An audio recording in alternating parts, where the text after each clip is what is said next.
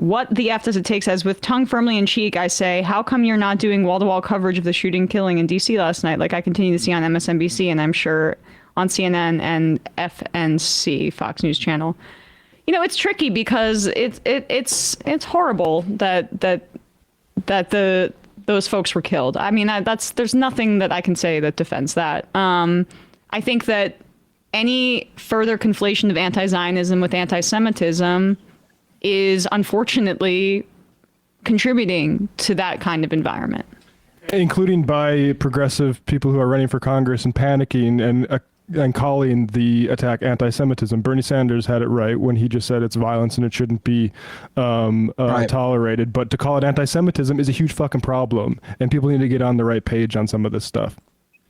Right. Even people who think that there are reasons for violence at times, this clearly isn't that issue. Like, if you want to compare it to something that like contrast it, I should say, to something like, for example, Luigi Mangione allegedly knew who was in charge at the United Healthcare company, and that's who he took his anger out on, allegedly. In this case, these were just two random people. They have no power over the situation. It doesn't matter what you think of them. They are completely bystanders who have no power to do anything, whether it is to continue in Gaza or to stop in Gaza. They are just powerless. So even doing what this guy did and looking at it that way is just the guy was wrong, and it should be called out, obviously, fully, because it's just stupid. Well said. Well said. The other thing I would just say is that violence and the two Palestinian students in Vermont that were shot and the young Palestinian boy in Illinois killed by his landlord, all of those acts of violence were taking place in an environment created by the genocide being perpetrated by Israel and supported by our government. That needs to change, or these types of violence are going to continue. We also, in addition to South Africa, have a very violent country. The president of the United States almost got his head blown off last summer. In order to stop this, we need to take down the heat, and that's not going to happen when images of starving children are continuing to pour over the airwaves, and those images should continue as long as kids are being starved intentionally. And the other thing is absolutely no to people like the ADL who are going to use this and already have hit CNN's airwaves to attack people like Hasan or the anti-Israel protests in general. Absolutely no to any of that. And those are the political imperatives. Stop the genocide, and absolutely no to supporters of Israel who want to use this tragedy as a pretext to further attack freedoms that we have in this country, or should have in this country. Well, since we're on the topic, Russ, thanks for finding this here. This is Jonathan Greenblatt, who went on CNN and went after Hasan Piker, who, by the way, was just detained for his speech coming back into the country. This is absolutely despicable. It's fascist. But all of us need to call it out. I'm thinking about the New York Times doing a gauzy profile a few weeks ago of this gamer, Hasan Piker, who regularly employs awful genocidal rhetoric against Jewish people in the Jewish state. That's a heinous smear. That's defamation. I would sue over that if I was Hasan. That's fucking. That is 100% slanderous. Go for it. He should. He's got money. He should sue him. Honestly, he should. Wonderful. That is beyond what I was expecting. I had not seen that clip. Well, they've shown Sorry, Bender, I got heated. Go on. No, that is a direct accusation of a very specific thing that Hasan has not done.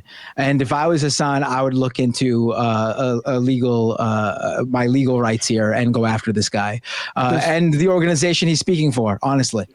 The ADL has shown that they can be cowed by money. They accused rightly Elon Musk of anti-Semitism when he endorsed the Great Replacement theory on social media. Then it's just like a little weird. Suddenly they were really pro Elon Musk. Maybe less money and more just, you're going to work with us because we're a fascist government doing fascism and you have the ear of the Americans. I mean, I think that it could be a coincidence, but also Starlink started to work with the Israeli government, and then what do you know? a year later, they're turning the other cheek when Elon Musk is endorsing the far-right German party that says that we should leave the Holocaust in the past and quit remembering, and then doing Nazi salutes at the inauguration, repeated, as AOC said at the time, for emphasis and clarity. They've shown that they can look the other way on that, but Could we rewind a little bit just so I could fully hear exactly what he accused Hasan of doing? Because if he had claimed Hasan was sharing anti-Semitic rhetoric, that'd be a little bit harder to go after, because you could claim a lot of things are anti-Semitic. That's sort of in the eye of the beholder, right? But we have made clear. We have made it very clear over this past year, especially from people like him and the ADL, that accusing someone of genocide is a very specific framework. And for you to then declare that someone is using genocidal rhetoric against a specific group of people, that is slander. And without a doubt, Hasan should go after them if that's indeed what he said, and I'm pretty sure he did. Let's hear it. But all of us need to call it out. I'm thinking about the New York Times doing a gauzy profile a few weeks ago of this gamer, Hasan Piker, who regularly employs awful genocidal rhetoric against Jewish people in the Jewish state. Like, the extremists should not be empowered.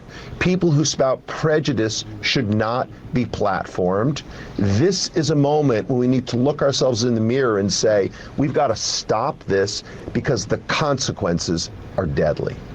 But all of us need to call. But I mean, do you see how he conflates like Jewish people broadly with a Jewish state, like the ethno-nationalist state of Israel? Yeah. And to be fair, like he's doing just like we were talking about with the South Africans, right? He's trying to make their inability to hold control over a state, a piece of land, as an ethno-nationalist state. Because we know that a lot of people in Israel who are Zionists think that the one state solution, the state where they have equal representation for Palestinians, equal representation for Israel, is the genocide they're referring to. They're not referring to the total eradication of Israelis, Jewish Israelis by Arabs. They're referring to a changing of the structure that prevents there from being an ethno-nationalist state, an apartheid state, which provides special rights for Israelis and that creates a permanent underclass of Palestinians. And unlike in the situation with the white South Africans, they are able to more readily reference and index an actual genocide that happened to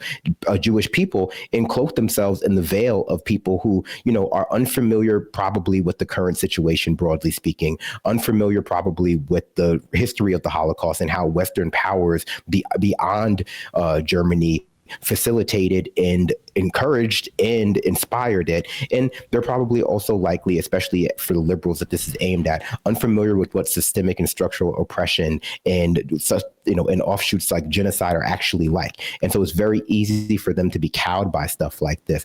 But when you see Israeli people talk about like the genocide being aimed at them by Palestinians, you should treat it with the same kind of skepticism that you treat the white South Afrikaners who are saying the same thing about the genocide being aimed at them by like the black people that they're surrounded by. They're not talking about the total eradication of their people. They're talking about a shift in cultural norms that would prevent them from having like a hierarchy where that is racialized or ethnicized in the case of Jewish people, and that they're the top of inherently. That's not the same thing as what the Palestinians are going through, and it's certainly not the same thing as what genocide is.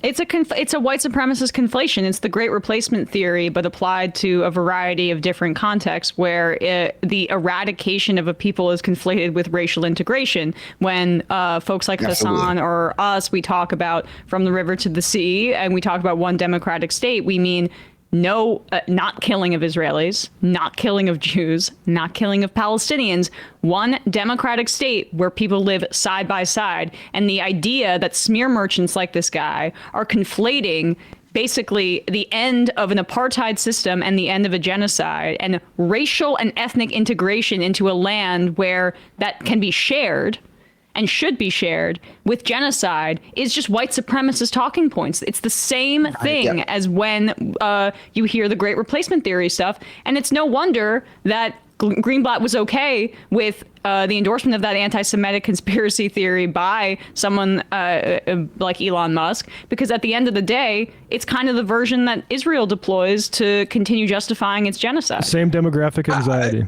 Yeah. To take what Emma just said, I want to take it even a step further.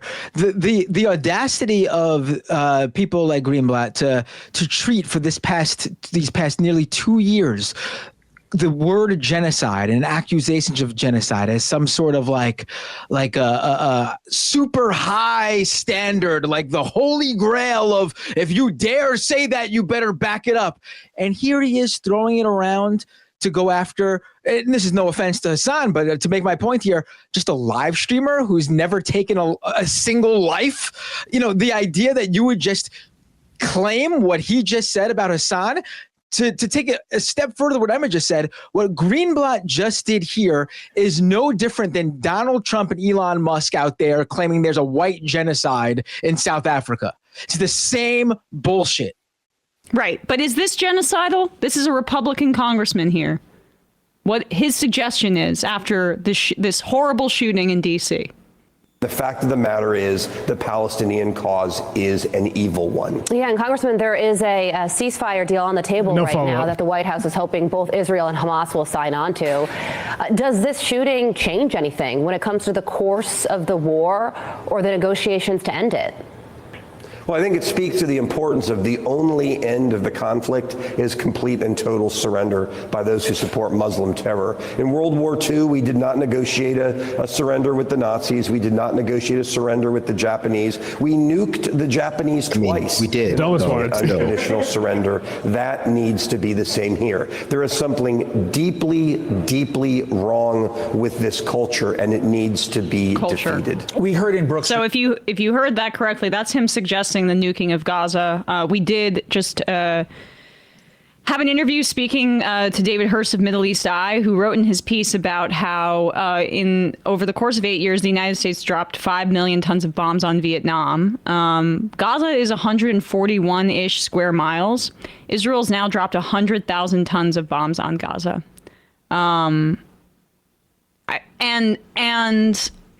So that's like in terms of just what we're talking, like that's a whole country of Vietnam. We're historic levels of slaughter here.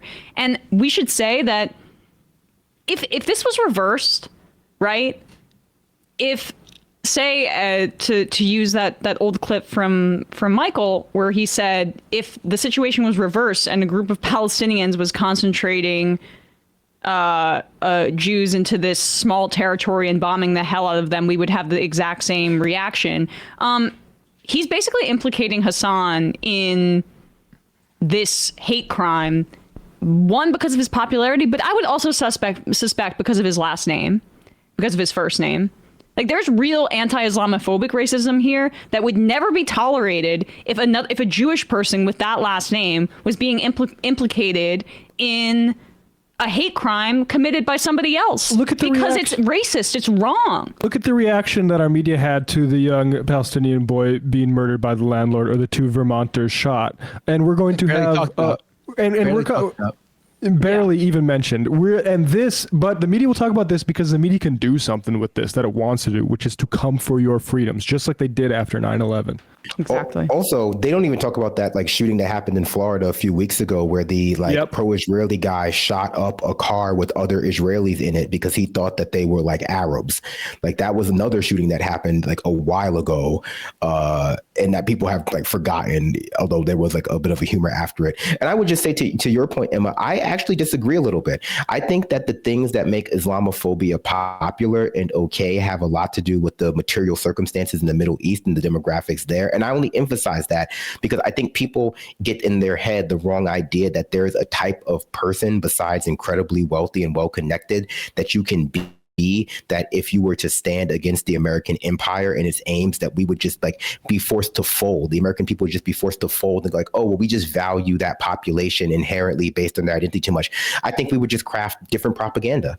I think ultimately like the issues in the Middle East are related to like the resources that we have there. And yes, there is a very strong undercurrent of Islamophobia, but that is inextricable from our material aims in the Middle East and our aims in the Middle East. Because we have no problem engaging in business dealings with countries or heads of country that are Islamophobic. We have no problem engaging with them if they're anti-Semitic, if they're religious zealots, if they're theocrats, if they're warlords. I think that a lot of Americans imagine that there is what if I'm like a white person, I could be, given carte blanche. That's just the circumstances right now. And they're trying to change those circumstances to make it easier and easier to like put people in jail, to exile them, do all those sorts of things. Yeah, and I think the Islamophobia, like you look back at like our relations with Muslim countries 50 years ago, it was better than it is now. And that's because the Zionist project has continued this far along, and it's just making it worse. Read Avi Shlaim. Read about, the history of him being a Jewish person who is from the Middle East and what Zionism did to his relationships with his neighbors. Yeah, great essay by Overzealots on YouTube on that. People can check out. All right, guys, going to read some IMs and then I got to jump. Naughty Queen says, you guys are using Islamic and Arabic interchangeably, and while there is overlap, it's not the same as Islam as a religion, and not all Muslims are Arabic. Absolutely. That's true. But we also have to understand that in our popular culture, and I'm not saying we shouldn't like make that distinction, we do racialize those things together. That's why when we talk about who is under attack in Gaza, there's a specific emphasis on Arabs and a specific emphasis on Muslims, because they don't want you to be able to identify with the fact that there is a diverse population in the Middle East, because that's part of the propaganda we've weaponized against them in our asymmetrical warfare, that the Middle East is a homogenized area full of Arab Muslim men between the ages of 16 to 45 who are legitimate bombing targets. And there are no Christians, there are no women, there are no children, there are no Sikhs, there are no Persians, there are no anything. And so we definitely have to always be on the guard for that kind of thing. But that is just the parlance, and that's part of the weapon that they use against people. Yeah. All right. There are white Muslims, there are Arab Christians, but I honestly do think that like the whitest Muslim is probably receiving the same sort of xenophobic hatred just for the fact of they are wearing a Muslim, if they are wearing it, traditional Muslim garb, they will receive that same hatred, because here our racists have been taught that there is no difference. There's no such thing. If you are wearing that, or you are a certain skin color, or both, you are the other that we hate. It doesn't matter. As long as you are one or both, they'll come after you. And I do think Christians should be encouraged, if you're looking for a sort of persuasive edge, is to say, well, look at what Israel's doing to Bethlehem. That's the type of conditions it should be kept in.